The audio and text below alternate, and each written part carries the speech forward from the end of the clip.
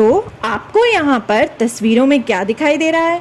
क्या आपको अलग अलग तरीके के घोंसले दिख रहे हैं? देखिए, कोई घोंसला गोल है तो कोई लंबा है पेड़ के ऊपर लटका हुआ, तो कोई घास फूस जैसा लग रहा है, और किसी में तो आपको चिड़िया भी दिखाई दे रही होंगी। तो ये सारे ही जो हैं वो हैं घोंसले।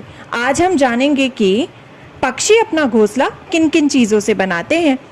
What do birds make their nests from? तो चलिए एक एक करके देखते हैं। क्या आप जानते हैं कि पक्षी अपना घोंसला कौन कौन सी चीज़ों से बनाते हैं? सबसे पहले देखिए, यह घोंसला जो है, यह घोंसला है कलचिड़ी का, यानी इंडियन रॉबिन का। तो दोस्तों, इस घोंसले में आपको क्या क्या चीज़ें इस्तेमाल हुई हुई दिख रही है? घास के ऊपर पौधे की नाजुक टहनियाँ आपको दिख रही होंगी, ये पतली पतली टहनियाँ। साथ ही कलचिड़ी जो है अपने घोंसले में जड़े, ऊन, बाल, रुई आदि भी बिछाती है, यानी कि घास के ऊपर वो ये सब चीज़ें जो है जड़े, ऊन, बाल, रुई, इन सब को बिछा देती है। तो ऐसे बनता है कलचिड़ी यानी इंडियन रॉबिन का घोंसला। अब ज़रा यह देखिए, यह जो घोंसला है ये बिल्कुल पिछले घोंसले जैसा नहीं है। यहाँ तो काफ़ी नुकीली चीज़ें हमें दिखाई दे रही है। यह घोंसला है कौवे का, यानी क्रो का, और वो इस्तेमाल करता है किन किन चीज़ों का? घास, लोहे के तार, लकड़ी की शाखाएं। तो इन सब चीज़ों से मिलकर बनता है कौवे का घोंसला। अब ज़रा देखिए, यह घोंसला जिस पर आपको पक्षी भी दिख रहा होगा, यह पक्षी है दर्जन चिड़िया यानी टेलर बर्ड। और यह कैसे बनाती है अपना घोंसला? यह बनाती है अपना घोंसला अपनी नुकीली चोंच से पत्तों को सी लेती है, और उसके बीच में बनी थैली उसका घोंसला होता है। यानी वो पत्तों को अपनी नुकीली चोंच से सीकर एक घोंसला तैयार करती है। आप ये जो घोंसला यहाँ देख रहे हैं, ये पत्तों को सीकर बना हुआ है, यानी सिलकर। अब देखिए, यह वाला घोंसला जो है यह भी लंबाई में है, और इस पर भी आपको एक पीले रंग की चिड़िया जो है वो दिखाई दे रही होगी, एक पक्षी जो है वो दिखाई दे रहा होगा। यह पक्षी है शक्करखोरा यानी सनबर्ड।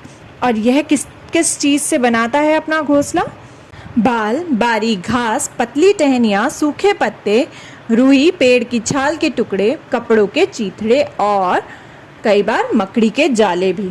तो यह जो पूरा हमारा घोंसला दिख रहा है हमें, जो कि है शक्करखोरे का, उसमें आप ये सब चीज़ें देख पा रहे होंगे, रुई जैसी चीज़ें, पेड़ की छाल के टुकड़े, कपड़ों के चीथड़े, जो भी उनसे मिलता है उन सब से वो यह घोंसला जो है वो तैयार करता है।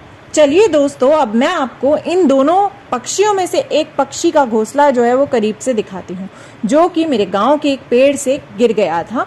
यानी वो पक्षी जो है वहाँ से उड़ चुका था और वह घोंसला जो है वो नीचे गिर चुका था।